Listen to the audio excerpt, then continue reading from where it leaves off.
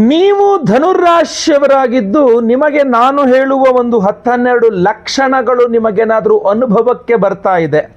ನೀವು ಧನುರಾಶಿಯವರು ಗುರುಳೆ ಹೌದು ಕರೆಕ್ಟ್ ನೀವು ಹೇಳ್ತಿರೋದಲ್ಲ ನಂಗೆ ಅನುಭವಕ್ಕೆ ಬರ್ತಾ ಇದೆ, ಕರೆಕ್ಟ್ ಹಿಂಗೆ ಆಗ್ತಿದೆ ಅಂತ ಏನಾದ್ರು ನಿಮಗೆ ಅನಿಸಿದರೆ ಮಾತ್ರ ಈ ವಿಡಿಯೋ ನಿಮಗೆ ತುಂಬ ಇಂಪಾರ್ಟೆಂಟ್ ಆಗಿರುತ್ತೆ. ಯಾಕೆಂದರೆ ನಾನು ಈ ವಿಡಿಯೋದಲ್ಲಿ ಧನುರಾಶಿಯವರಿಗೆ ಮಾಟಮಂತ್ರದ ಲಕ್ಷಣಗಳನ್ನು ತಿಳಿಸ್ತೇನೆ. ಅಂದರೆ ನಿಮಗೆ ಅಕಸ್ಮಾತ್ ಏನಾದ್ರು ಮಾಟಮಂತ್ರ ಆಗಿದೆ, ಕೃತ್ರಿಮ ಅಭಯಚಾರಗಳಾಗಿದೆ ಅಂತ, ಅಥವಾ ಮಾಟಮಂತ್ರನೇ ಆಗಬೇಕು ಅಂತಿಲ್ಲ, ಏನಾದ್ರು ಒಂದು 3 ರಸ್ತೆ ಸೇರೋ ಜಾಗದಲ್ಲಿ ಓಡಾಡಿದ್ದೀರಿ, ಅಥವಾ ಒಂದು ಸ್ಮಶಾನದ ಕಡೆಯಿಂದ ಓಡಾಡಿದ್ದೀರಿ, ಅಥವಾ ಯಾವುದೊಂದು ಹಾಸ್ಪಿಟ್ಲ್ಗೆ ಹೋಗಿ ಬಂದಾಗಿಂದ ಸ್ವಲ್ಪ ಚೇಂಜಸ್ ಆಗಿದೆ, ಈ ಥರ ನೆಗೆಟಿವ್ ಎನರ್ಜೀಸ್, ನೆಗೆಟಿವ್ ಫೋರ್ಸ್, ಅದರ ಕೆಟ್ಟ ಶಕ್ತಿ ನಿಮ್ಮಲ್ಲಿ ಸೇರಿಕೊಂಡಿದೆ ಅಂತಂದರೂ ಸಹ ಈ ಸಾಧ್ಯತೆಗಳು, ಈ ಲಕ್ಷಣಗಳು ಇರುವ ಸಾಧ್ಯತೆ ಇರ್ತದೆ. ಸೊ ಆದ್ದರಿಂದ ಧನುರಾಶಿಯವರಿಗೆ ಬಹಳ ಇಂಪಾರ್ಟೆಂಟ್ ವಿಡಿಯೋ, ಅದ್ಭುತವಾದ ಪರಿಹಾರಗಳನ್ನು ತಿಳಿಸ್ತೇನೆ ನಾನು. ಪ್ರತಿಯೊಬ್ಬ ಧನುರಾಶಿಯವರಿಗೆ ದಯವಿಟ್ಟು WhatsApp, Facebook, messenger, Telegram, Instagram ಎಲ್ಲ ಕಡೆ ನಿಮ್ಮ ಮೊಬೈಲ್ನಲ್ಲಿ ಇರ್ತಕ್ಕಂಥ ಸಾಮಾಜಿಕ ಜಾಲತಾಣಗಳಲ್ಲಿ ವಿಡಿಯೋ ಲಿಂಕ್ನ ಶೇರ್ ಮಾಡಿಬಿಡಿ. ಪ್ರತಿಯೊಬ್ಬ ಧನುರಾಶಿಯವರಿಗೆ ವಿಡಿಯೋ ರೀಚ್ ಆಗಬೇಕು. ನೀವು ಸಹ ಅಷ್ಟೇ ಈ ವಿಡಿಯೋನ ಸೇವ್ ಮಾಡಿ ಇಟ್ಕೊಳ್ಳಿ. ಯಾಕೆ ಅಂತಂದರೆ ನಿಮಗೆ ಮಿಸ್ ಆಗುವ ಸಾಧ್ಯತೆ ಇರ್ತದೆ ಈ ವಿಡಿಯೋ. ಸೊ ಅದರಿಂದ ವಿಡಿಯೋನ ಸೇವ್ ಮಾಡಿ ಇಟ್ಕೊಳ್ಳಿ. ಫೇಸ್ಬುಕ್ಕಲ್ಲಿ ನೋಡ್ತಿದ್ರೆ ನಮ್ಮ ಪೇಜ್ನ ಫಾಲೋ ಮಾಡಲಿಕ್ಕೆ ದಯವಿಟ್ಟು ಮರಿಬೇಡಿ. ಯೂಟ್ಯೂಬಲ್ಲಿ ನೋಡ್ತಿದ್ರೆ ನಮ್ಮ ಚಾನಲ್ನ ಸಬ್ಸ್ಕ್ರೈಬ್ ಮಾಡಿಕೊಂಡು ಕೆಳಗಡೆ ಬೆಲ್ ಬಟನ್ ಬರುತ್ತೆ, ಬೆಲ್ ಬಟನ್ ಕ್ಲಿಕ್ ಮಾಡಿ ಆಲ್ ಅಂತ ಮಾಡಲಿಕ್ಕೆ ದಯವಿಟ್ಟು ಮರಿಬೇಡಿ. ವಿಶೇಷವಾದಂಥ ಪ್ರಶ್ನೆಗಳಿದ್ರೆ ದಯವಿಟ್ಟು ಕೆಳಗಡೆ ಕಮೆಂಟ್ ಸೆಕ್ಷನ್ ಓಪನ್ ಇದೆ, ದಯವಿಟ್ಟು ಕಮೆಂಟ್ ಮಾಡಿ. ನಾನು ನಿಮ್ಮ ಕಮೆಂಟ್ಸ್ನೆಲ್ಲ ಓದ್ತಾ ಇರ್ತೇನೆ, ಅಪರೂಪದಲ್ಲಿ ರಿಪ್ಲೈ ಮಾಡ್ತೇನೆ, ಬಟ್ ಹೆಚ್ಚು ಓದ್ತಾ ಇರ್ತೇನೆ ನಾನು. ದಯವಿಟ್ಟು ಕಮೆಂಟ್ ಮಾಡಿ ಏನಾದ್ರು ವಿಶೇಷ ಪ್ರಶ್ನೆಗಳಿದ್ದರೆ. ನಮಸ್ಕಾರ, ನಾನು ವಿಠಲ್ ಭಟ್ ಮಾತಾಡ್ತಾ ಇರ್ತಕ್ಕಂಥದ್ದು. ಬನ್ನಿ ವಿಡಿಯೋನ ಶುರು ಮಾಡೋಣ.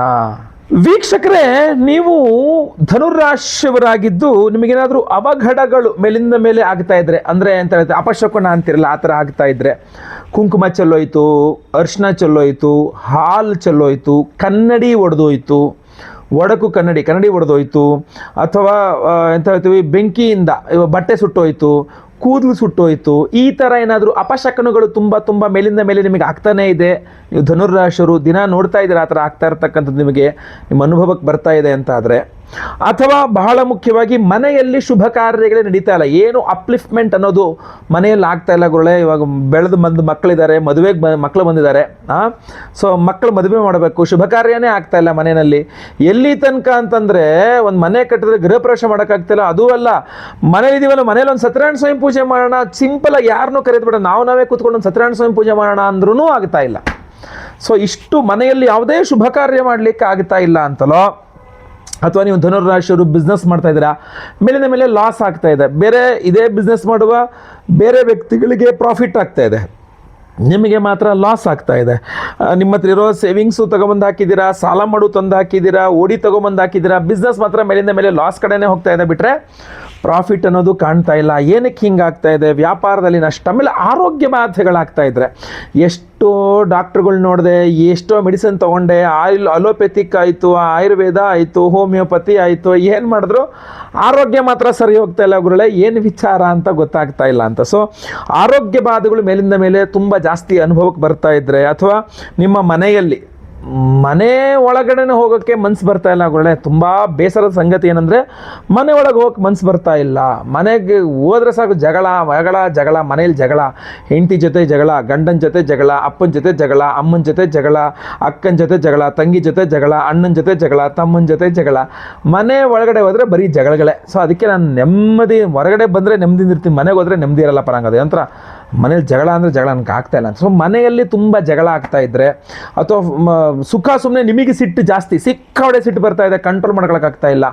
ಆ ಸಿಟ್ಟಿನಲ್ಲಿ ನೀವೆಲ್ಲ ಕಡೆ ಎಗರಾಗ್ಬಿಟ್ಟಿದ್ದೀರಾ, ನಿಮ್ಮ ಸೀನಿಯರ್ಸ್ ಹತ್ರ, ನಿಮ್ಮ ಮೇಲಧಿಕಾರಿಗಳ ಹತ್ರ, ನಿಮ್ಮ ಕೊಲೀಗ್ಸ್ ಜೊತೆಗೆ, ನೀವೆಲ್ಲ ಕೆಲಸ ಮಾಡ್ತಾರಲ್ಲ ನಿಮ್ಮ ಕೊಲೀಗ್ಸ್ ಜೊತೆಗೆ, ನಿಮ್ಮ ಮೇಲಧಿಕಾರಿಗಳು, ನಿಮ್ಮ ಸಬಾರ್ಡಿನೇಟ್ಸ್ ಎಲ್ಲರ ಮೇಲೆ ಕೂಗಾಡ್ತಾ ಇದ್ದೀರಾ, ಹಾರಾಡ್ತಾ ಇದ್ದೀರಾ. ಆಮೇಲೆ ಕೂತ್ಕೊಂಡು ನಾನು ಯಾಕೆ ಇಷ್ಟು ಸಿಟ್ಟು ಮಾಡಿದೆ, ನನಗೆ ನಿಮ್ಮ ಮನಸ್ಸನ್ನು ಕಂಟ್ರೋಲ್ ಮಾಡ್ಕೊಳಕ್ಕಾಗ್ತಾ ಇಲ್ಲ, ಅಷ್ಟು ಸಿಟ್ಟು ನಿಮಗೆ ಬರ್ತಾ ಇದೆ. ಏನಕ್ಕೆ ಅಂತ ಗೊತ್ತಾಗ್ತಾ ಇಲ್ಲ. ಅಥವಾ ನೀವು ಬಿಸ್ನೆಸ್ ಮಾಡ್ತಾ ಇದ್ದೀರಾ, ಕಸ್ಟಮರ್ಸ್ ಜೊತೆ ಜಗಳ ಮಾಡ್ತಾ ಇದ್ದೀರಾ, ಕ್ಲೈಂಟ್ಸ್ ಜೊತೆಗೆ ಜಗಳ ಮಾಡ್ತಾ ಇದ್ದೀರಾ, ನಿಮ್ಮ ಫ್ಯಾಕ್ಟ್ರಿಯಲ್ಲಿ ಜಗಳ ಮಾಡ್ತಾ ಇದ್ದೀರಾ, ಕೆಲಸಗಾರರ ಮೇಲೆ ಕೂಗಾಡ್ತಾ ಇದ್ದೀರಾ, ನಿಮ್ಗೆ ಏನು ಅಂತ ಅರ್ಥ ಆಗ್ತಾ ಇಲ್ಲ. ಏನಕ್ಕೆ ನಾನು ಹಿಂಗೆಲ್ಲ ಹೇಳ್ತಾ ಇದ್ದಾರೆ, ಯಾಕೆ ಹಿಂಗೆ ಮಾಡ್ತಾ ಇದೀಯಪ್ಪ ನೀನು, ಯಾಕೆ ಸುಮ್ಮನೆ ಜಗಳ ಮಾಡ್ತಾ ಇದ್ದೀರಮ್ಮ, ಯಾಕಮ್ಮ ಹಿಂಗೆ ಮಾಡ್ತಾ ಇದೀಯ ಅಂತ ಕೇಳ್ತಾ ಇದ್ದಾರೆ. ಬಟ್ ಅಳೋ ಬರ್ತಾ ಇದೆ, ತುಂಬ ಅಳೋ ಬರ್ತಾ ಇದೆ, ಬಟ್ ಸಿಟ್ಟು ಬರ್ತಾ ಇದೆ, ಏನಾಗ್ತಾ ಇದೆ ಅಂತ ಗೊತ್ತಾಗ್ತಾ ಇಲ್ಲ. ಈ ತರಹ ಕೆಲವಿಷ್ಟು ಸಮಸ್ಯೆಗಳಾದಾಗ ತುಂಬ ಕೆಟ್ಟ ಕನಸುಗಳು ಮಲ್ಕೊಂಡ್ರೆ ಗುರುಳೆ ಹೇಳ್ತೀನಿ, ಬರೇ ಕೆಟ್ಟ ಕನಸುಗಳು ಬರಲ್ಲ.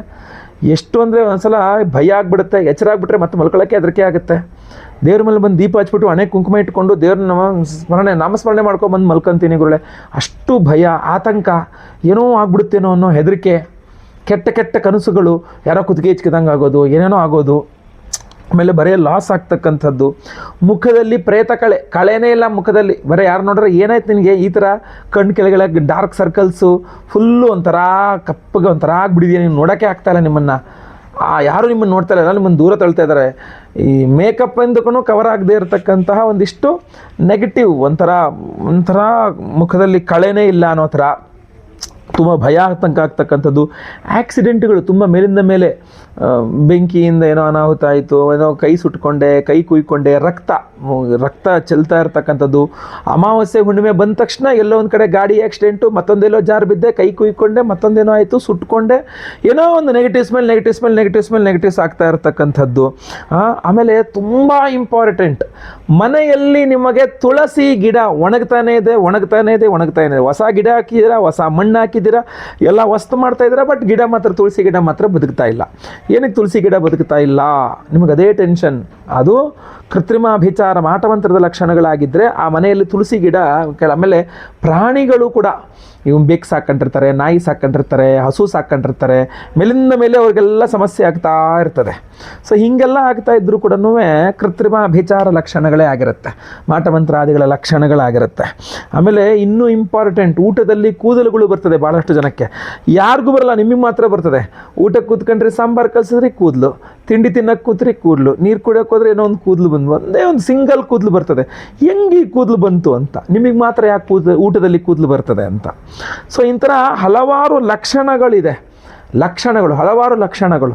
ಈ ಥರ ಲಕ್ಷಣಗಳನ್ನ ನೀವು ಧನುರಾಶಿಯವರಾಗಿ ನಿಮಗೆ ಆಗ್ತಾ ಇದೆ ಅಂದರೆ ಮಾಟಮಂತ್ರ ಕೃತ್ರಿಮಾಭಿಚಾರಗಳಾಗಿರುವ ಲಕ್ಷಣಗಳು. ಅದು ಆಗಿಬಿಡುತ್ತೆ ಅಂತಲ್ಲ, ಅದು ಅಥವಾ ಕೆಟ್ಟ ಶಕ್ತಿಗಳು ಅಥವಾ ನೆಗೆಟಿವ್ ಫೋರ್ಸ್, ನೆಗೆಟಿವ್ ಎನರ್ಜಿ ಬಂದು ಸೇರ್ಕೊಂಡಿದೆ ನಿಮ್ಮಲ್ಲಿ ಅಂತಲೂ ಹೇಳ್ಬೋದು. ಅದು ಒಂದೇ ನೀವು ನೇರ ಭೇಟಿ ನನ್ನನ್ನು ಮಾಡಿ ನೀವು ಕವಡೆ ಪ್ರಶ್ನೆ ಶಾಸ್ತ್ರ ಕವಡೆಗಳು ಹಾಕಿಸ್ಕೊಂಡು, ಯಾಕೆಂದರೆ ಜಾತಕದಲ್ಲಿ ಗೊತ್ತಾಗೋದಲ್ಲ ಇದು.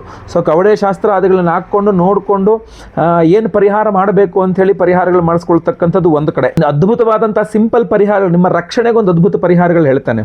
ಏನಂದರೆ ನೀವು ಧನುರಾಶಿಯವರು ಬಹಳ ಮುಖ್ಯವಾಗಿ ಅಮ್ಮನವರ ದೇವಸ್ಥಾನಕ್ಕೆ ಜಾಸ್ತಿ ಹೋಗ್ತಾ ಇರಬೇಕು. ಶುಕ್ರವಾರ ಅಮ್ಮನವರ ದೇವಸ್ಥಾನಕ್ಕೆ ಹೋಗಿ ಕುಂಕುಮಾರ್ಚನೆಯನ್ನು ಮಾಡಿಸಿ ಬಿಳಿ ಬಣ್ಣದ ಹೂವಿನಲ್ಲಿ ಅಮ್ಮನವರಿಗೆ ಅರ್ಚನೆ ಮಾಡಿಸ್ಬೇಕು. ಆ ಅರ್ಚನೆ ಮಾಡಿದ ಬಿಳಿ ಹೂವಿನ ಪ್ರಸಾದವನ್ನು ಕೇಳಿ ಪಡೆದು ಆ ವೈಟ್ ಕಲರ್ ಫ್ಲವರ್ ನಿಮ್ಮ ಜೇಬಲ್ಲಿ ಇರ್ಕೋಬೇಕು. ಅಮ್ಮನವ್ರಿಗೆ ಕುಂಕುಮಾರ್ಚನೆ ಮಾಡಿದ ಕುಂಕುಮ ಯಾವಾಗಲೂ ನಿಮ್ಮ ಹಣೆಯಲ್ಲಿ ಇರಬೇಕು. ಹಾಗೂ ಈ ಕಲ್ಲುಪ್ಪು, ಒಣಮೆಣಸು ಹಾಗೂ ಬಿಳಿ ಸಾಸಿವೆ ಇದು ಮೂರನ್ನು ಒಂದೊಂದು ಸ್ಪೂನಷ್ಟು ಕೈಯಲ್ಲಿ ಹಾಕ್ಕೊಂಡು ನಿಮಗೆ ನಿವಾಳಿಸ್ಬಿಟ್ಟು ಈ ಮಂಗಳವಾರ ಆಮೇಲೆ ಅಮಾವಾಸ್ಯೆ ಹುಣ್ಣಿಮೆ ಇಂಥ ಟೈಮ್ಗಳಲ್ಲಿ ನಿಮಗೆ ನಿವಾಳಿಸ್ಬಿಟ್ಟು ಬೆಂಕಿಗೆ ಹಾಕ್ಬೇಕಾದ್ರೆ ಚಟ ಉಡ್ದೋಗ್ಬಿಡ್ಬೇಕದು. ಆಮೇಲೆ ಬಹಳ ಮುಖ್ಯವಾಗಿ ಏನೋ ಈ ವಿಡಿಯೋ ಎಂಡಲ್ಲಿ ಒಂದು ಅದ್ಭುತವಾದ ಮಂತ್ರಗಳು ಹೇಳ್ತಾನೆ, 8 ಮಂತ್ರ ಹೇಳ್ತಾನೆ. ಅಂದರೆ 8 ದಿಕ್ಕುಗಳಿರ್ತಕ್ಕಂಥದ್ದು, ಒಂದೊಂದು ದಿಕ್ಕಿಗೆ ಒಂದೊಂದು ಅಧಿಪತಿ. ಪೂರ್ವಕ್ಕೆ ಇಂದ್ರ ಅಧಿಪತಿ, ಅಗ್ನಿ ಮೂಲೆಗೆ ಅಗ್ನಿ ಅಧಿಪತಿ, ದಕ್ಷಿಣಕ್ಕೆ ಯಮ ಅಧಿಪತಿ, ನೈಋತ್ಯ ಮೂಲೆಗೆ ನಿವೃತ್ತಿ ಅಧಿಪತಿ, ಪಶ್ಚಿಮಕ್ಕೆ ವರುಣ ಅಧಿಪತಿ, ವಾಯುವ್ಯ ದಿಕ್ಕಿಗೆ ವಾಯು ಅಧಿಪತಿ, ಉತ್ತರಕ್ಕೆ ಸೋಮ ಅಧಿಪತಿ, ಈಶಾನ್ಯ ದಿಗ್ಭಾಗಕ್ಕೆ ಈಶಾನ ಅಂತ 8 ದಿಕ್ಕುಗಳಿಗೆ 8 ಅಧಿಪತಿಗಳಿದ್ದಾರೆ. ಆ 8 ಅಧಿಪತಿಗಳ ಒಂದು ವಿಶೇಷವಾದ ಮಂತ್ರವನ್ನು ಈ ವಿಡಿಯೋ ಎಂಡಲ್ಲಿ ನಾನು ನಿಮಗೆ ತಿಳಿಸ್ತೇನೆ. ಪ್ರತಿದಿನ ಬೆಳಗ್ಗೆದ್ದು ಸ್ನಾನ ಆದ ತಕ್ಷಣ ಅದನ್ನು ಕೇಳಿಸ್ಕೊಳ್ಳಿ, ಇಲ್ಲ ರಾತ್ರಿ ಮಲಗುವ ಮುನ್ನ ಅದನ್ನು ಒಂದ್ಸಲ ಕೇಳಿಸ್ಕೊಂಡು ಕೈಕಾ ತೊಳ್ಕೊಂಡು ಅದನ್ನೆಲ್ಲ ಕೇಳಿಸ್ಕೊಂಡು ಆಮೇಲೆ ಮಲ್ಕೊಳ್ಳಿ. ಸೊ ಇದೇನಾಗುತ್ತೆ ಅಂದರೆ ನಿಮಗೆ 8 ದಿಕ್ಕುಗಳಿಂದ ನಿಮಗೆ ರಕ್ಷಣೆ ಸಿಗ್ತದೆ ಅಂಥೇಳಿ, ಅಷ್ಟದಿಗ್ಬಂಧನ ಥರ ನಿಮಗೆ ರಕ್ಷಣೆ ಸಿಗ್ತದೆ, ಆಯ್ತಲ್ವಾ? ಇದು ಅದ್ಭುತವಾದಂತಹ ಪರಿಹಾರಗಳಾಗಿರುತ್ತೆ. ಇಲ್ಲ ಅಂತಂದರೆ ನಿಮಗೋಸ್ಕರ ನಾನು ವಿಶೇಷ ಸನ್ನಿಧಾನದಲ್ಲಿ ವಿಶೇಷ ಸಂದರ್ಭದಲ್ಲಿ ವಿಶೇಷ ಹೋಮಗಳನ್ನು ಮಾಡಿ ವಿಶೇಷ ಪ್ರಸಾದಗಳನ್ನು ತಂದು ಕೊಡ್ತಾ ಇದ್ದೇನೆ, ಅತ್ಯದ್ಭುತವಾದಂಥ ಪ್ರಸಾದ. ಆ ವಿಶೇಷವಾದ ಪರಿಹಾರವನ್ನು ಸಹ ನೀವು ತಿಳ್ಕೊಳ್ಬೇಕು. ಉತ್ತರದ ನೇಪಾಳದ ಪಶುಪತಿನಾಥನ ಸನ್ನಿಧಾನದಲ್ಲಿ ಶಿವರಾತ್ರಿ ಅಮಾವಾಸ್ಯೆ ಅಂದರೆ ಫೆಬ್ರವರಿ 15ನೇ ತಾರೀಕು ಶಿವರಾತ್ರಿ, 17ನೇ ತಾರೀಕು ಅಮಾವಾಸ್ಯೆ, ಶಿವರಾತ್ರಿ ಮುಗಿದು ಬರುವ ಅಮಾವಾಸ್ಯೆ.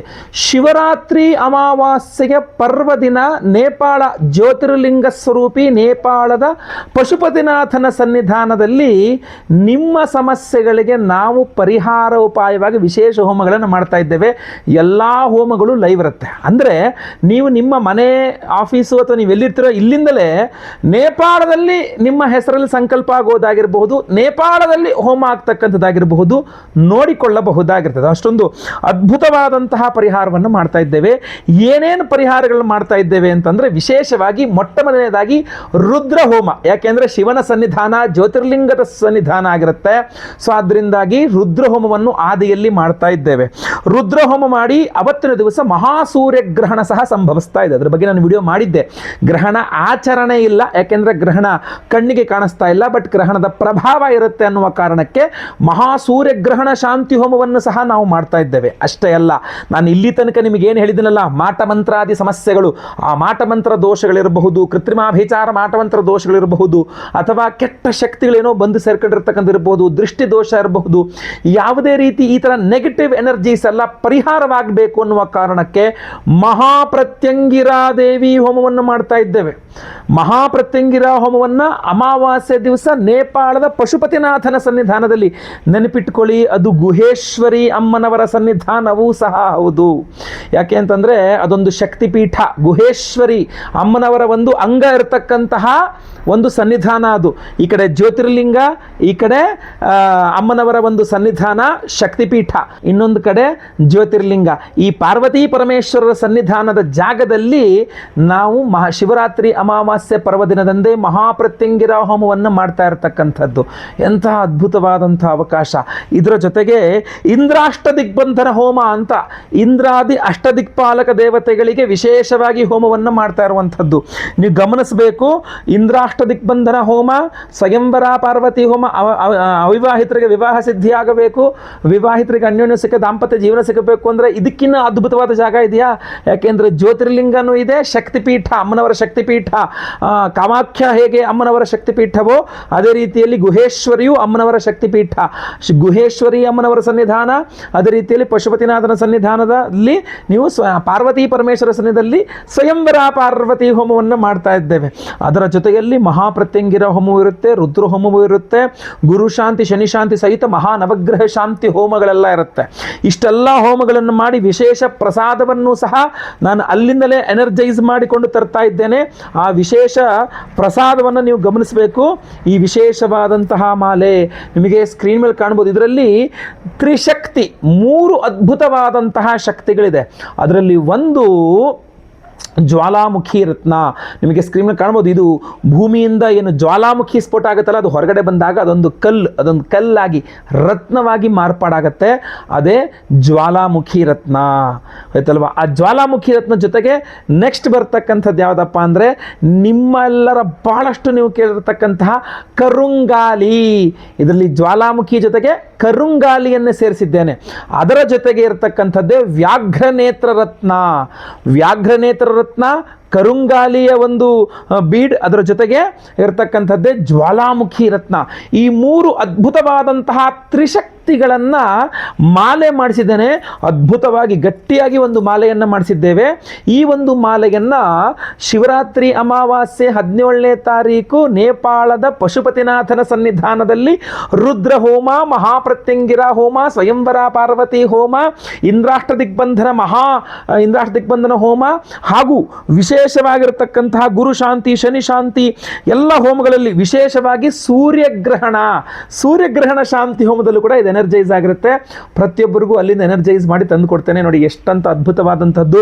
ಸ್ಕ್ರೀನ್ ಮೇಲೆ ಕಾಣುವಂಥ ನಂಬರ್ಗೆ ನಿಮ್ಮ ಹೆಸರು, ಗೋತ್ರ ಗೊತ್ತಿದ್ರೆ, ನಕ್ಷತ್ರ ಗೊತ್ತಿದ್ರೆ, ರಾಶಿ ಗೊತ್ತಿದ್ರೆ ಹಾಗೂ ನಿಮ್ಮ ವಿಳಾಸ, ಇದನ್ನು ಸ್ಕ್ರೀನ್ ಮೇಲೆ ಕಾಣೋ ನಂಬರ್ಗೆ ಬೇಗ ವಾಟ್ಸಪ್ ಮಾಡ್ಕೊಳ್ಳಿ. ಲೈವಲ್ಲಿ ನೇಪಾಳದಲ್ಲಿ ನಿಮ್ಮ ಹೆಸರು ಸಂಕಲ್ಪ ಆಗೋದು, ನೀವು ಇಲ್ಲಿ ಕೂತ್ಕೊಂಡು ಆರಾಮಾಗಿ ಲೈವಲ್ಲಿ ನೋಡ್ಕೊಳ್ಬಹುದು. ಸೊ ಲೈವಲ್ಲಿ ನಿಮ್ಮ ಹೆಸರು ಸಂಕಲ್ಪ ಆಗುತ್ತೆ. ಎಲ್ಲ ನೇಪಾಳದಲ್ಲಾಗುವ ಎಲ್ಲ ಹೋಮಗಳನ್ನು ನೀವು ಇಲ್ಲಿಂದಲೇ ಲೈವ್ ಹೋಮಗಳನ್ನು ನೋಡ್ತೀರಾ. ಹಾಗೂ ಎಲ್ಲ ಹೋಮಗಳ ಭಸ್ಮ, ಆಮೇಲೆ ಕುಂಕುಮಾರ್ಚನೆ, ಕುಂಕುಮ ಪ್ರಸಾದ್ ಜೊತೆಗೆ ವಿಶೇಷವಾದ ಈ ತ್ರಿಶಕ್ತಿ ಮಾಲೆಯನ್ನ, ವಿಶೇಷವಾದ ರುದ್ರ ತ್ರಿಶಕ್ತಿ ವಿಶೇಷವಾದಂತಹ ಮಾಲೆಯನ್ನ ನಾವು ಅಲ್ಲಿಂದ ಎನರ್ಜೈಸ್ ಮಾಡಿಕೊಂಡು ತಗೊಂಬಂದು ನಿಮಗೆ ಕೊಡ್ತಾ ಇದ್ದೇವೆ. ಪ್ರತಿಯೊಬ್ಬರು ಧಾರಣೆ ಮಾಡ್ಕೊಳ್ಬಹುದು. ಅದ್ಭುತವಾದಂತಹ ಒಂದು ಮಾಲೆ ಇದು. ಬಟ್ ತುಂಬ ಕಾಸ್ಟ್ಲಿ ಆಗ್ತದೆ, ಅದರಿಂದ ತುಂಬ ಲಿಮಿಟೆಡ್ ಆಗಿ ಮಾಡಿಸಿದ್ದೇವೆ. ಪ್ರತಿಯೊಬ್ಬ ಸಂಕಲ್ಪ ಸೇವಾ ಕರ್ತೃಗಳು ನಾವು ಇದನ್ನು ಕೊಡಲೇಬೇಕು ಅಂತ ಹೇಳಿ ವಿಶೇಷವಾಗಿ ಮಾಡಿಸಿರ್ತಕ್ಕಂಥ, ಇದಕ್ಕೆ ಎಕ್ಸ್ಟ್ರಾ ಏನು ದುಡ್ಡು ತಗೊಳ್ತಾ ಇಲ್ಲ. ನಮ್ಮ ಸಂಕಲ್ಪ ಸೇವೆಗೆ ಏನಿದೆಯೋ ಅಷ್ಟು ಮಾತ್ರ ತೆಗೆದುಕೊಳ್ತಾ ಇದ್ದೇವೆ. ಪ್ರತಿಯೊಬ್ಬರಿಗೂ ಈ ಮಾಲೆಯನ್ನು ಕೊಡ್ತಾ ಇದ್ದೇವೆ. ದಯವಿಟ್ಟು ನಿಮ್ಮ ಹೆಸರು, ಗೋತ್ರ ಗೊತ್ತಿದ್ರೆ, ನಕ್ಷತ್ರ ಗೊತ್ತಿದ್ರೆ, ರಾಶಿ ಗೊತ್ತಿದ್ರೆ ಬೇಗ ಬೇಗ ವಾಟ್ಸಪ್ ಮಾಡಿಕೊಂಡು ಲೈವಲ್ಲಿ ಸಂಕಲ್ಪ ಸೇವೆಗೆ ನಾವು ಲೈವಲ್ಲಿ ಏನು ಸಂಕಲ್ಪ ಮಾಡ್ತೇವೆ, ನಿಮ್ಮ ಹೆಸರು ದಯವಿಟ್ಟು ಸಂಕಲ್ಪಕ್ಕೆ ಹೆಸರು ಕೊಟ್ಕೊಳ್ಳಿ.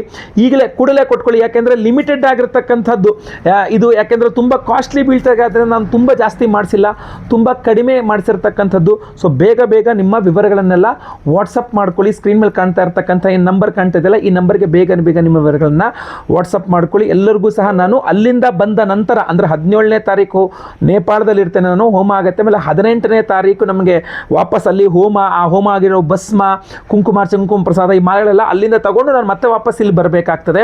ಸೊ ಬಂದ ನಂತರ ನಾವು ಇಲ್ಲಿಂದ ನಿಮಗೆ ಸ್ಪೀಡ್ ಪೋಸ್ಟ್ ಮೂಲಕ ನಾವು ಕಳಿಸಿರ್ತೇವೆ, ಗೊತ್ತಾಯ್ತಲ್ವಾ? ಅಷ್ಟರ ಮೊದಲೇ ನಿಮಗೆ ನಿಮ್ಮ ಎನ್ವಲಪ್ ಮೇಲೆ ನಿಮ್ಮ ಹೆಸರು ಬರೆದಿರ್ತಕ್ಕಂಥದ್ದು ನಿಮಗೆ ಕಾಣಿಸ್ಬಹುದಾಗಿರ್ತದೆ, ಅಂದರೆ ನೀವು ನೋಡಬಹುದಾಗಿರ್ತದೆ, ಅದನ್ನು ಕಳಿಸಿರ್ತಾರೆ. ಬಟ್ ಪ್ರಸಾದ ಕಳಿಸಿರಲ್ಲ, ಪ್ರಸಾದ ಅಲ್ಲಿಂದ ಬಂದ ಮೇಲೆ ಕಳಿಸ್ತಕ್ಕಂಥದ್ದಾಗಿರ್ತದೆ. ಸೊ ಭಾಳ ಜನ ಕನ್ಫ್ಯೂಸ್ ಆಗಿಬಿಡ್ತಾರೆ, ಇನ್ನೂ ನೀವು ಅಲ್ಲಿಂದ ಬಂದೇ ಇಲ್ಲ, ಹೋಮ ಆಗಿಲ್ಲ, ಆಗಲೇ ನಮಗೆ ಪ್ರಸಾದ ಅಂತ ಕೊಟ್ಬಿಟ್ಟಿದ್ದಾರೆ ಅಂತ ಹೇಳ್ಬಿಟ್ಟು.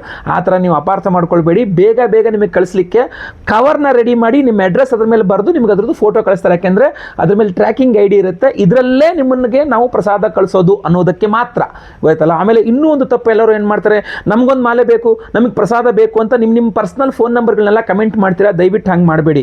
ನಿಮಗೆ ಮಾಲೆ ಬೇಕು ಅಂದರೆ, ನಿಮಗೆ ಪ್ರಸಾದ ಬೇಕು ಅಂತಾದರೆ ನಿಮಗೆ ನೀವು ವಾಟ್ಸಪ್ ಮಾಡಿ ವಿನಃ ಕಮೆಂಟ್ ಸೆಕ್ಷನಲ್ಲಿ ದಯವಿಟ್ಟು ನಿಮ್ಮ ಪರ್ಸನಲ್ ನಂಬರ್ಗಳು ಹಾಕಬೇಡಿ. ಅದರಿಂದಾಗಿ ಏನಾದರೂ ಯಾರು ಮಿಸ್ಯೂಸ್ ಮಾಡ್ಕೊಂಡು ನಿಮಗೆ ನಷ್ಟ ಆದರೆ ಅದಕ್ಕೆ ನಾವು ಜವಾಬ್ದಾರರಲ್ಲ.